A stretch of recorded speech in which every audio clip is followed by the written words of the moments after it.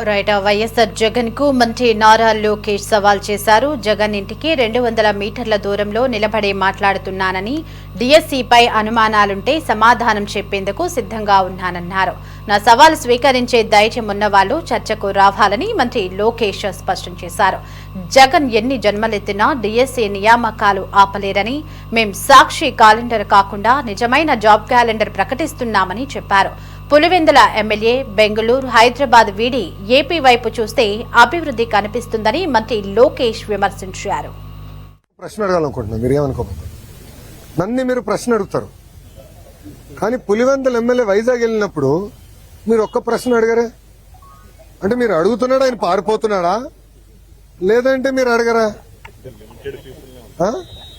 So నేను అన్ని ప్రశ్నలు తీసుకున్నా. ఇది ప్రజాస్వామ్యం. అధికారంలో ఉన్న వాళ్ళు, ప్రతిపక్షంలో ఉన్న వాళ్ళు అన్ని సమాధానాలు చెప్పాలి. కరెక్ట్. ఆయన ఎందుకు చెప్పడబ్బా? దయచేసి అడగండి. ఆయన ఎప్పుడు పారిపోతున్నాడు? 100%. నేను చెప్పిన జగన్ ఎన్ని జనంలో ఎత్తినా డిఎస్సీని ఆపలేడు రాబాయ్. ఎందుకంటే పారదర్శిగా నేను నడిపించా. గతంలో పడిన కేసులని తీసుకుని ఏ ఇంజిన్లో పెట్టి ఏ కారణాల వల్ల కేసు పడినాయి, సబర్బాల్ జడ్జిమెంట్, హారిజాంటల్ వర్టికల్ రిజర్వేషన్ అంటే ఏంటి, ఎందుకంటే వెరీ కాంప్లికేటెడ్ సబ్జెక్ట్ అని నేను ముందర నేర్చుకుని స్టడీ చేసి పర్ఫెక్ట్ నోటిఫికేషన్ వేసి భారతదేశ చరిత్రలోనే ఎక్కడ జరగని విధంగా మేము నోటిఫికేషన్ చేశాం. అందుకే 150 రోజుల్లో 16,000 టీచర్ పోస్టులు భర్తీ చేశాం. మళ్ళీ టెట్ ఎగ్జామ్ జరుగుతుంది, డిఎస్సీ నోటిఫికేషన్ ఇస్తాం, మళ్ళీ డిఎస్సీ ఎగ్జామ్లు జరుగుతాయి, మళ్ళీ టీచర్ అపాయింట్మెంట్లు జరుగుతాయి. దాంట్లో ఎలాంటి సందేహం లేదు. మేము సాక్షి క్యాలెండర్ ఇవ్వట్లేదు, జాబ్ క్యాలెండర్ ఇస్తున్నాం. 10,000 ఉద్యోగాలతో జాబ్ క్యాలెండర్ ఇస్తున్నాం. దయచేసి నిరుద్యోగ యువకులు చెప్తున్నా, there is something called vertical horizontal reservation. First time horizontal reservation అమలు చేశాం. అది తెలుసుకోవాల్సిన బాధ్యత మీ పైన, నా పైన ఉంది. ఇది హారిజాంటల్ రిజర్వేషన్ పాటించకపోతే సబర్వాల్ జడ్జిమెంట్ అనేది ఉంది. ఆ జడ్జిమెంట్ అడ్డంగా పెట్టుకుని ఈ వైకాపా పార్టీ మళ్ళీ కోర్టులో వేసి స్టే తీసుకొస్తారు. ఈ వైకాపా పార్టీకి చెందిన నాయకులే 240 కేసులు వేశారు స్వామి. 240 కేసులు వేశారు. దాంట్లో 43 కేసులు ఇప్పటికీ కోర్టు డిస్మిస్ చేసింది, మిగతా అంతా హియరింగ్ చేసింది. నేను పారదర్శకంగా నడిపించాం, మా డిపార్ట్మెంట్ పారదర్శకంగా నడిపించింది. నాకు ఎలాంటి సందేహం లేదు. ఫుల్ ప్రూఫ్ గా చేశాం.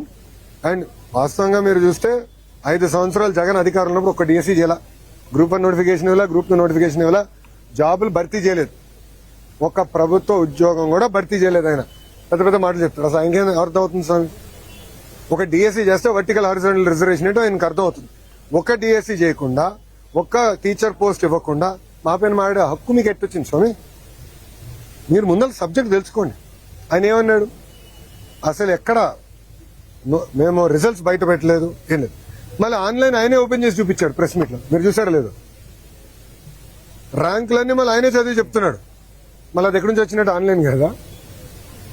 అంటే ఒక అబద్దం 10 సార్లు చెప్పి నిజం చేసాం ఆయన ప్రయత్నిస్తున్నాం. ఇప్పుడు మళ్ళీ కులం కూడా తీసుకొచ్చాం. దౌర్భాగ్య స్థితి ఏంటంటే 2014 నుంచి 19 ఇట్లనే వాళ్ళు ఏం చెప్పారంటే ఒకే సామాజిక వర్గానికి చెందిన వాళ్ళందరినీ డిఎస్పీ చేశారు. ఆనాడు ప్రజలు నమ్మారు. వాళ్ళ అధికారులకు వచ్చిన తర్వాత మేము శాసనసభ సాక్షిగా ప్రశ్న అడిగాం, ఎంతమంది డిఎస్పీలు ఆ సామాజిక వర్గానికి చెందిన వాళ్ళని ప్రమోట్ చేశారు. తిరిగి చూస్తే 4-5% ఉంది. మళ్ళీ ఆ రోజు అబద్దం చెప్పినట్టే కదా వాళ్ళు. ఇప్పుడు కావాలని ఒక పెయిడ్ బ్యాచ్ పెట్టుకున్నాడు, ఒక రిటైర్డ్ పనికిమాల ఐఏఎస్ ఆఫీసర్. ఆయన రాష్ట్రానికి ఎలాంటి పని చేయని వ్యక్తిని తీసుకొచ్చి పెట్టి ఒకే సామాజిక వర్గానికి చెందిన వాళ్ళందరికీ స్పోర్ట్స్ కోటా కింద ఇస్తానన్నారు. ఇప్పుడు మేము బయట పెట్టి ఆ మనిషి ఎక్కడున్నాడు? క్షమాపణ చెప్పాలి కదా, చెప్పమనండి ఇప్పుడని. అంటే అబద్దాలు చెప్పి మా పైన బురద జల్లి పారిపోతున్నారు. నేను ఇక్కడ నుంచి ఉన్నా కరెక్ట్ గా జగన్ ఇంటికి నేను తిప్పి కొడితే 200 మీటర్లు కొట్టలేను. I'm ready for debate any time. రమ్మని చెప్పండి. I'm ready for debate and discussion. అంతేగాని ఏసీ రూముల్లో కూర్చుని మాకు లెక్చర్లు ఇవ్వాల్సిన అవసరం. వాస్తవాలంటే బయట పెట్టండి. ఒకటని నిరూపించాడా? అయ్యా 240 కేసులు వేసాం, ఎందుకు ఆపలేదు డిఎస్సీ ప్రాసెస్? పారదర్శకంగా నడిపించాం.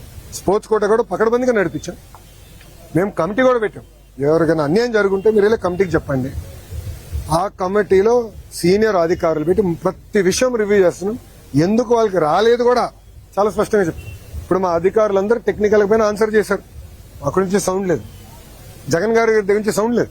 మళ్ళీ అదే అబద్ధం చెప్పేదానికి ప్రయత్నిస్తున్నారు. మేము ఇచ్చిన సమాధానానికి దానికి రెస్పాన్స్ మీరు ఇవ్వాలి.